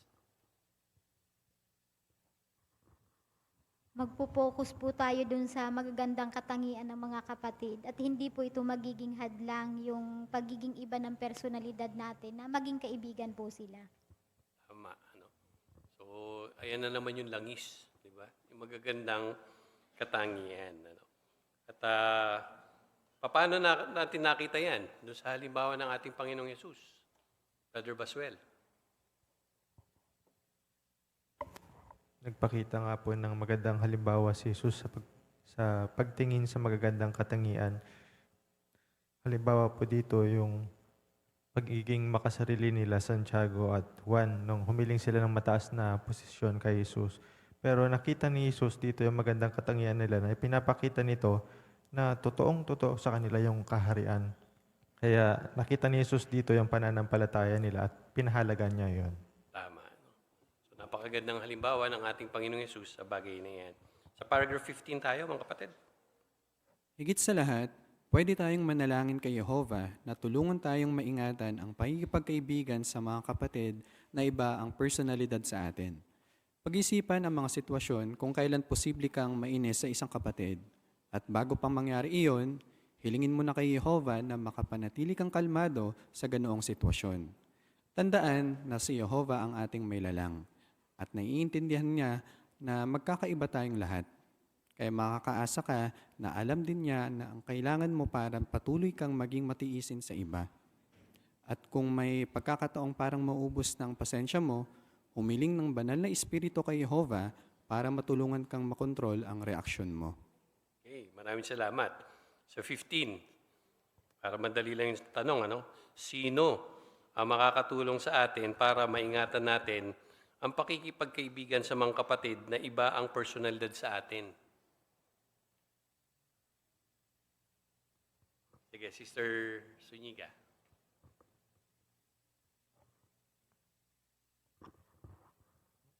Tanging si Jehovah lang ang makakatulong sa atin na maingatan ang pakikipagkaibigan sa mga kapatid na iba ang personalidad sa atin. Kaya bago pa tayo mainis, hilingin natin ang banal na espiritu ni Jehovah para matulungan niya tayong maging kalmado ang reaksyon natin. Okay, maraming salamat. Nabanggit ni Sister Zuniga yung banal na espiritu na ilalaan ng Diyos na Jehovah. Bukod doon, bakit si Jehovah yung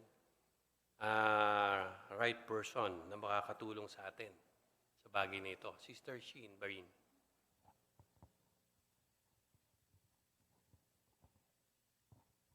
Dahil siya po yung ating may lalang, naiintindihan niya po yung na magkakaiba tayong lahat. Kaya alam niya po yung kailangan natin para patuloy tayong maging matiisin sa iba.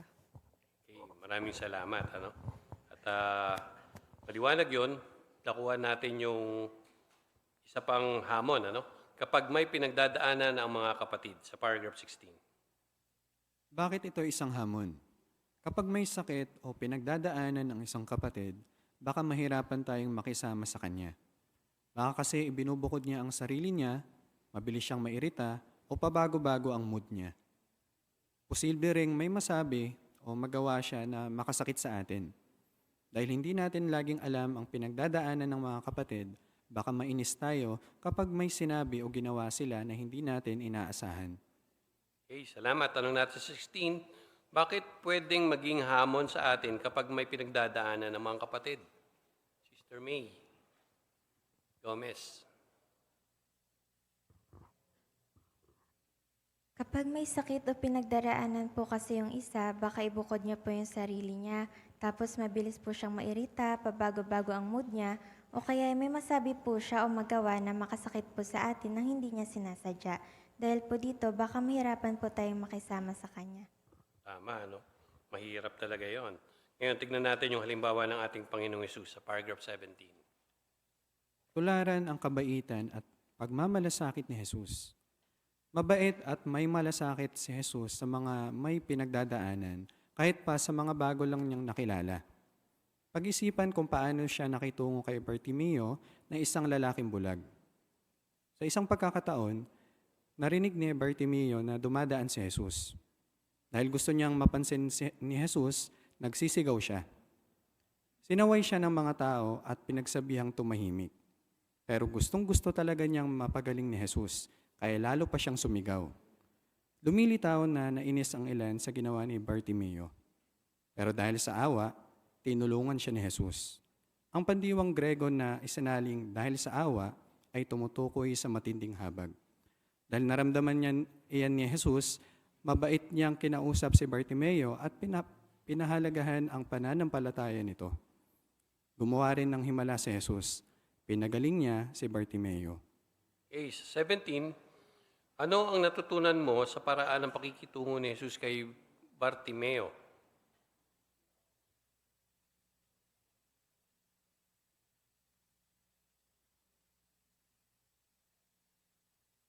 Ano ba yung sitwasyon dyan? Sister Calara. Natutunan ko kay Jesus na huwag agad mainis o humusga sa isang taong may pinagdadaanan.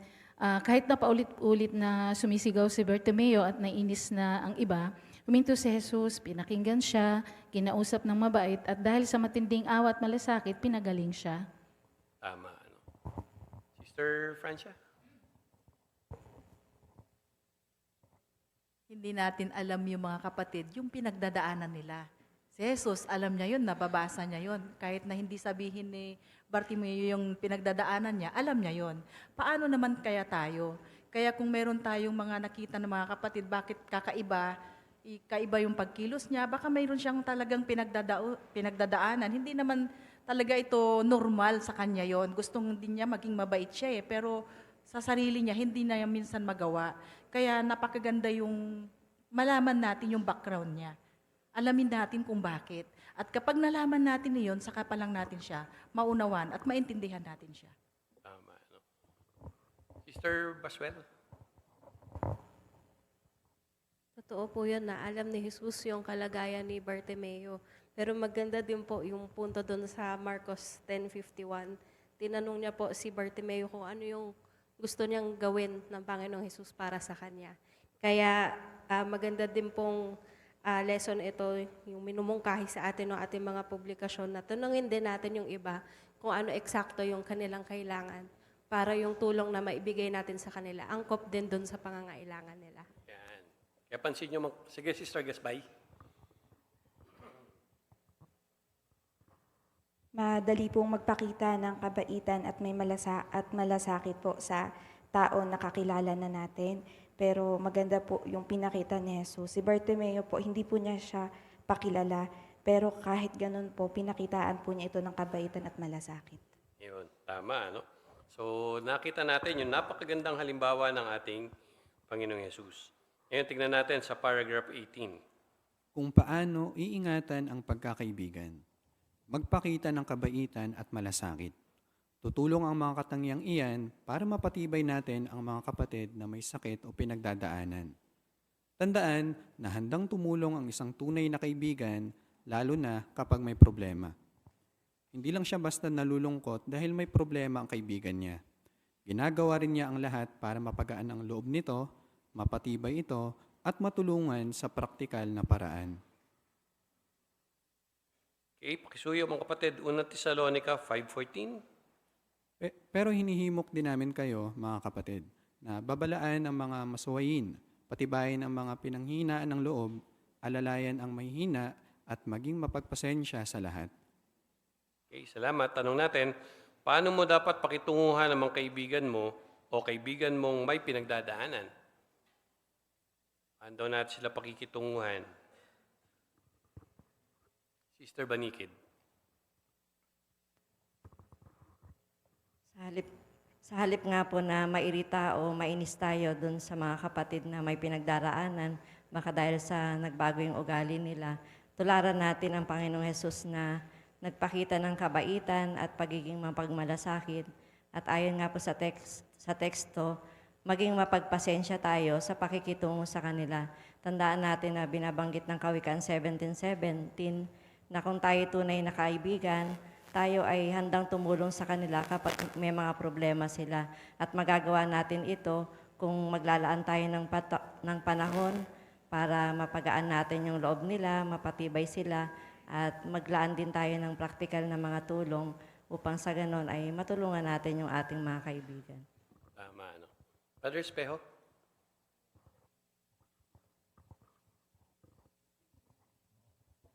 Baka sobrang nag-aalala ang kaibigan natin o pakiramdam niya wala siyang halaga, pero kung titiyakin mo sa kanya na nagmamalasakit ka, mapapatibay mo siya kahit hindi mo alam ang eksaktong sabihin mo. Okay, maraming salamat. Magandang din yun. Ano, punto. So nakita natin mga kapatid, na napakahalaga magpakita tayo ng kabaitan at malasakit gaya ng ating Panginoong Yesus. Meron pa makakatulong. Dito tayo sa 19. Paano tayo makakapagpakita ng kabaitan at malasakit sa iba? Siyempre, hindi natin kayang alisin ang sakit o paghihirap na nararanasan ng kaibigan natin. Pero pwede tayong magpakita ng empatiya. Pakinggan siya habang sinasabi niya ang niloloob niya. Kung angkop sa kalagayan, baka may pwede kang sabihin para mapatibay siya. Huwag basta-basta gumawa ng mga konklusyon. Maging matiisin at makatwiran sa inaasahan mo sa kanya. Okay, maraming salamat. Tanong natin sa 19. Paano tayo makapagpapakita ng kabaitan at malasakit sa iba? Tignan nyo rin yung larawan, mga kapatid.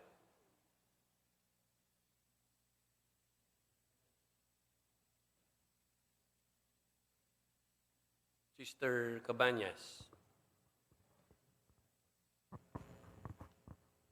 Isang nakita ko po na magandang gawin ay yung nabanggit po sa unang Pedro 3:8. Sabi po, lahat kayo ay magkaisa sa pag-iisip, magdamayan, magmahalan bilang magkakapatid, maging mahabagin at magiliw at maging mapagpakumbaba. Halimbawa po, may sakit ang kaibigan mo, pwede mo po siyang i-text, kamustahin, at kapag may problema ang isa, pwede mo po siyang pakinggan kung ano man yung mga niloloob niya. Okay, maraming salamat. Tama yun, ano? Sister Pascua? Doon sa larawan makikita natin isang kabataang babae na marahil nagsasabi ng problema sa isang may edad na kapatid. At nakita natin sa larawan na matamang nakikinig yung kapatid. Marahil dahil sa pag-iyak niya na naiiyak na rin siya. Pwede nating tularan yan na makinig tayo sa mga kapatid na may pinagdadaanan. At dun sa larawan naman sa right ay nung isang araw, nagdala siya ng cookies. Kaya masayang-masaya na yung kapatid na may pinagdadaanan. Pwede nating gawin din yon. Kahit wala tayong dalang pagkain, pwede naman nating dalawin yung mga may pinagdadaanan para mapasaya natin sila. Tama, ano? Sabi ni Sister Pascua, naiiyak na rin siya pag naiiyak yung kapatid. Ano yun? Anong katangian yun, mga kapatid? Isang word. Sige po, itaas niyo po yung kamay. Sister Ligaspo. May empatiya. Yun, tama, no? So, pagpapakita ng empatiya. At napakalaking bagay noon, mga kapatid, ano? Kapag naiintindihan natin yung kalagayan ng ating mga kapatid. So, maliwanag yun. Tungo tayo sa paragraph 20. Ipinagpapasalamat nating may tunay na mga kaibigan tayo sa bayan ni Jehovah. Pero tandaan na hindi tayo perpekto at marami sa atin ang naapektuhan ng di magagandang karanasan. Dahil dyan, may nasasabi o nagagawa tayo kung minsan na hindi naman talaga natin gusto. Kaya nagpapasalamat tayo na may mga kaibigan tayong nagpapakita ng kapakumbabaan, pagtitiis, kabaitan at malasakit. Gawin din sana natin ang lahat para maipakita ang mga katangiang iyan sa mga kaibigan natin. Okay, maraming salamat, Brother Villamor, sa iyong paglilingkuran. Ang tanong natin sa paragraph 20, mga kapatid, anong mga katangian ang gusto nating ipakita sa mga kaibigan natin? Brother Castro.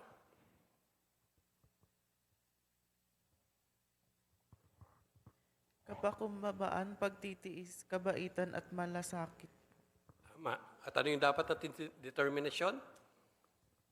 Ano yung dapat nating determinasyon, Sister Bupares? Na kumilos po tayo at gawin din po natin ito para mapakita yung mga katangian na to sa mga kaibigan natin. Yan, tama. Ano? So nakita natin, mga kapatid, yung paraan kung paano natin maiingatan ang ating pakikipagkaibigan. Tunguin natin itong 3 question dito sa baba. Sabi dito, paano mo maiingatan ang pakikipagkaibigan mo sa mga kapatid kapag nagkaroon kayo ng di pagkakasundo? Sister Matubis. Maging mapagpakumbaba po tayo, tularan po natin ng Panginoong Hesus. At kung gagawin po natin to, madali sa atin na magparaya at palampasin po ang pagkakamali. Okay, tama. Salamat. Paano mo maiingatan ang pakikipagkaibigan mo sa mga kapatid kapag magkaiba kayo ng personalidad? Sister Moscosa.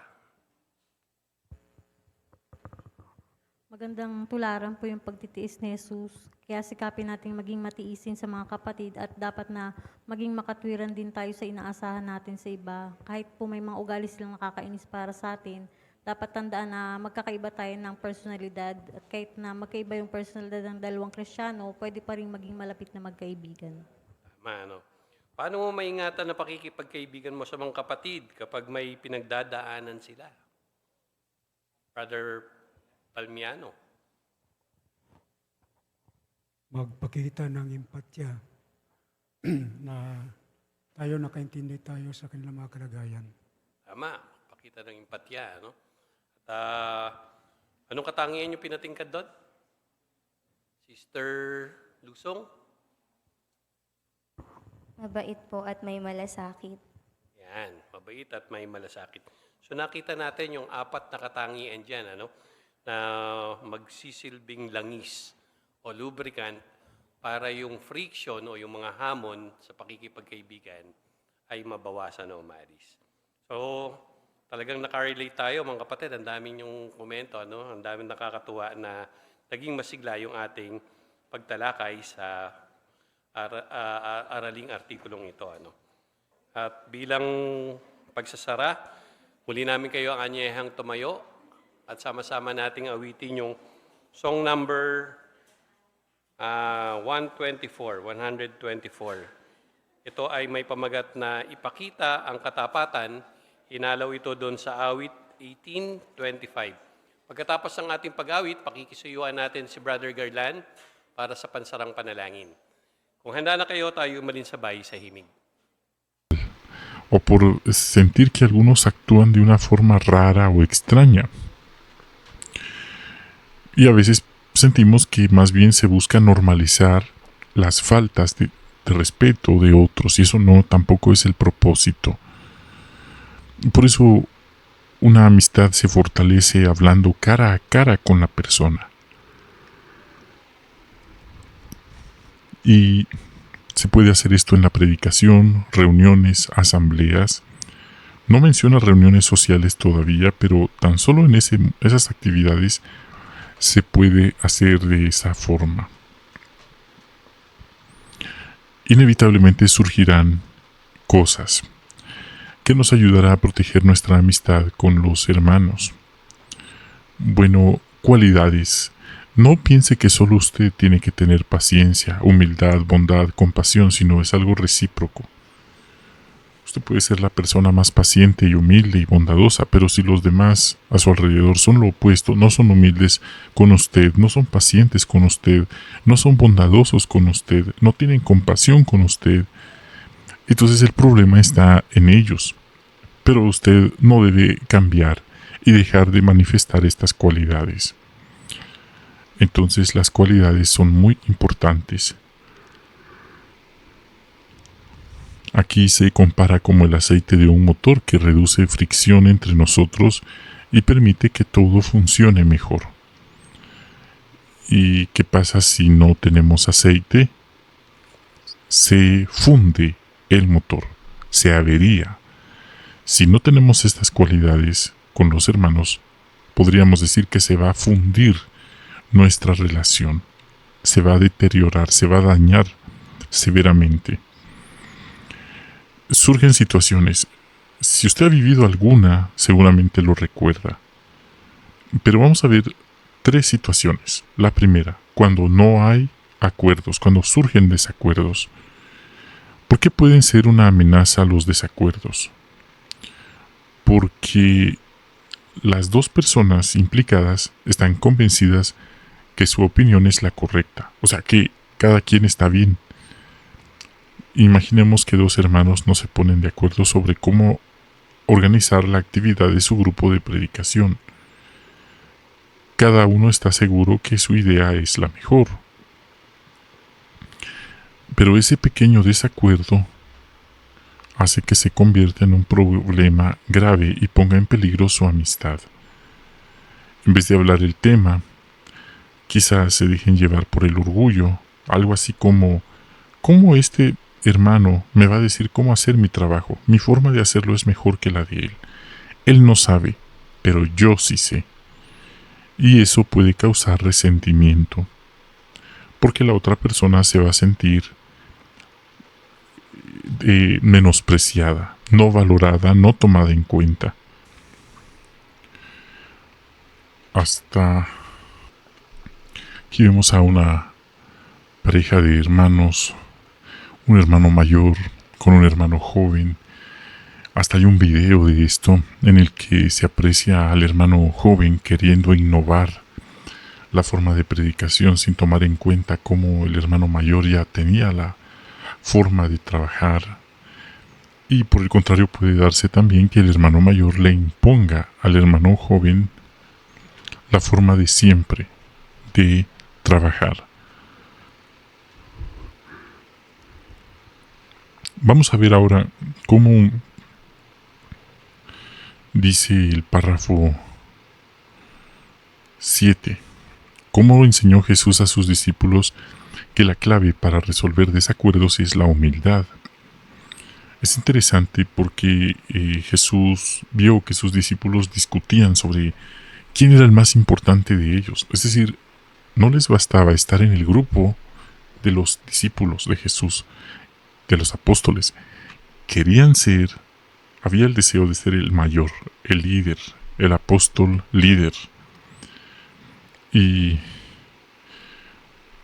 es algo que algunos se han inventado por ahí, el siervo ministerial líder, el precursor líder, el anciano líder, o alfa, como si esto funcionara como una competencia. Y Jesús vio eso, no le gustó, y les explicó que en vez de ver a los demás como inferiores, tenían que verlos como superiores. Eso se conoce como la humildad, no creerse más que los demás. Incluso la noche antes de morir, les lavó los pies. La tarea que realizaba el criado o esclavo de menor categoría en una casa. Y con eso les dio el ejemplo, el mejor ejemplo. Hoy, aunque Jesús dijo deben lavarse los pies, hoy no se practica el lavado de pies en la organización, ni en la sede mundial, ni en las sucursales. Pero imagínese que estuviera que se practicara. ¿Cree usted que los hermanos estarían dispuestos a lavar los pies suyos? ¿Usted estaría dispuesto a lavar los pies de los hermanos? Entonces, al tener este punto de vista, no nos creemos más que los demás. Estamos dispuestos a escuchar otras perspectivas, otras sugerencias, otras ideas, y no permitir que las diferencias pongan en peligro nuestra amistad. 8. ¿Cómo nos ayuda la humildad a proteger nuestras amistades cuando hay desacuerdos? Esto hace que pasemos por alto los pequeños desacuerdos y perdonar con generosidad. Bueno, aquí dice pequeños desacuerdos, porque imagínese que su mejor amiga comete adulterio con su esposo o su mejor amigo comete